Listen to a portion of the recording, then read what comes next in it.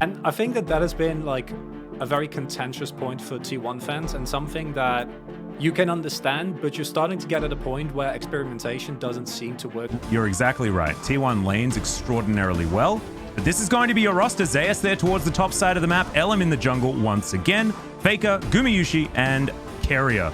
But I think everyone has their own opinion, to be perfectly honest. Yeah, and I think that's okay as well. Yeah, actually, the matches that we saw against KT were very disrespectful, I felt. Helios, they're going to have a bad time. But here we go. The living legend in the mid lane, Faker, is almost up to 600 games in the LCK, and he's over... if he wins here, he might be able to actually get to that 66.6, so over 2/3 of his games are victories, which is just nutty. His eligibility, and now there we go. There's the team over. Got to get into the good mindset. This will be very, very on point. Yeah, there we go, T1.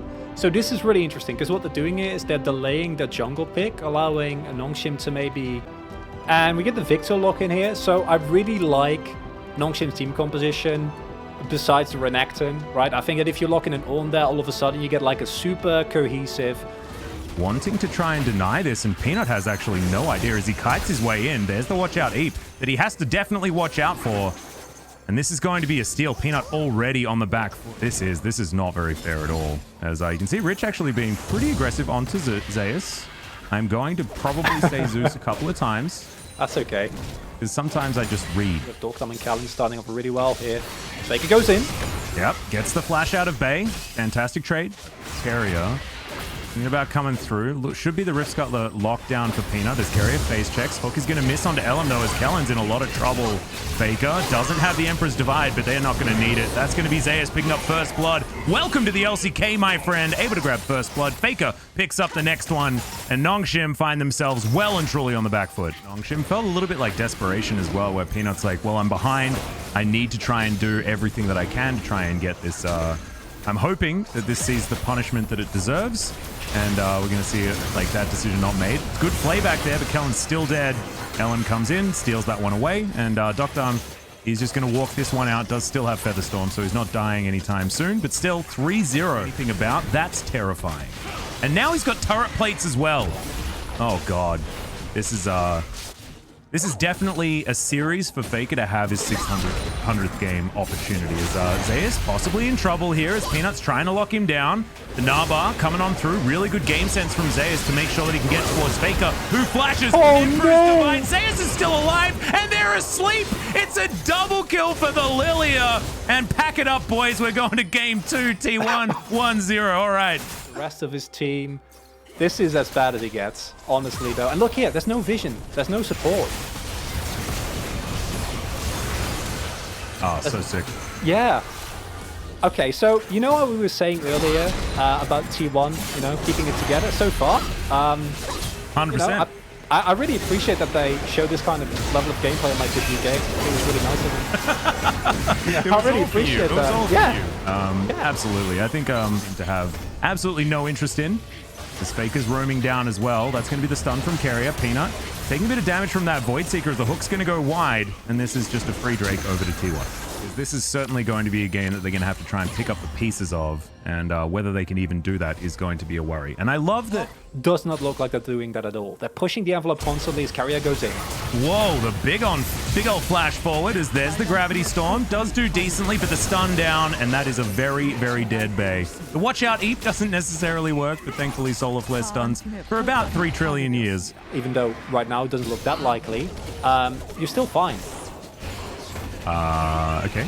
You know, just taking a lot of free damage. It's going to be okay. Has a Lantern. As another Solar Flare lands, Doctorm has to Featherstorm, Flash, Cleanse, everything. All of the buttons now on cooldown. It's so hard for Nongshim because now you're just bleeding objective left and right. You're really getting out-tempoed, and Zeus can just make plays like this and not get punished. Because again, whereas Nongshim just like, well then. What's happening in game number 2? Oh. Yeah. Guys, imagine if we had Gangplank in this game. Maybe it would have been better. You know, I know how everyone loves to rag on Renekton, and I don't even like it. I don't think it was a good pick. Well, I mean, he does have a turret theoretically, but let's see whether that does anything at all. As the tower's going to go down, and they're not going to go after the Renekton. No outs. Just play for Mountain Soul and keep it at that. Oh, Carrier, he doesn't want that at all as he gets flayed back. Eclipse is going to go off as the teleport does come through. Bay in the backline quite nicely, but Rich immediately has to get out, and Faker does a lot of damage at Conquering Sands. Who's terrifying is, oh, that was not the time to Blade Caller. Docdom does manage to flash out, but in goes Gumayushi, and Elam's going to take a nap underneath this turret. Does go golden, that should try and keep him alive, but he's still going to be dead. And that is another engage. The re-engage towards the top side. Bay is going to go down immediately. Peanut now running for the hills. The Crocodile going to be in trouble. And the sleep finally does come down. I actually thought Elam used that before, but not actually going to get baited by the stopwatch. And had it for exactly when he needed it. And this could just be Baron for T1. Constant forcing of the summoners has been working out so well for them. Even though this looks kind of suspect at the beginning, because they go in here, Carrier feels forced to flash just to make sure that T1 doesn't have to fight into them. But then this engage coming in here, look at that. Yeah, and it was weird. It was like he pressed Blade Caller instead of Featherstorm. Almost like it was an odd mistake. But anyway, Kellen gets taken down, and basically the beginning of that fight was the fight. Oh, that was it. Yeah, it was immediate there, because that's your main damage source. Victor's way too far forward as a result, because you have no pressure whatsoever. You've given up the sword, and that's like just a 2 levels ahead. It's a level 16 Gnar. Yeah. So, and that's like the feeling that you get in every single lane, right? Like, it's not bad. Zeus? Yeah, he might be in a little bit of trouble here as he does get Mega Gnar. There is the Gnar back. It's going to get rid of 3 of them for now. We'll see whether he can move fast enough. They're going to bring an extra person as the Asterix does go off. In he goes once again. That's the double one. The sleep comes down. Zeus is unkillable in this game. What the hell was that? Almost the triple kill there as the Empress Divide gets rid of Rich. He flashes on back in. He wants to try and take down Faker, but he just doesn't have enough damage. It's a double kill for the Azir in the end, and this may just be the game. Can you get a more perfect introduction to the LCK? What a debut coming out here from Zeus, because that looked like everyone would have forgiven him if he died there, right? Like, it's happened. It yeah, of course. It's your first game. It's fine. But instead, he turns it around, and T1 is looking a lot better today, Atlas. I think so too. I think they're onto something with this particular roster as in goes Faker, looking for a bit of damage there onto Kellen. He's free food. Peanut's going to be the same thing. Sort of like the bag of peanuts that you get when you're on the aeroplane and they bring you over a glass of water or something like that. Not exactly the performance that you wanted to see out of Nongshim Red Force, but for T1 fans, this is absolutely a sigh of relief. And for those of us that have been waiting for Zeus to debut. And this play from Zeus? Oh, just incredible stuff. Let's have a look at it again. Break it down for us, Chronicler.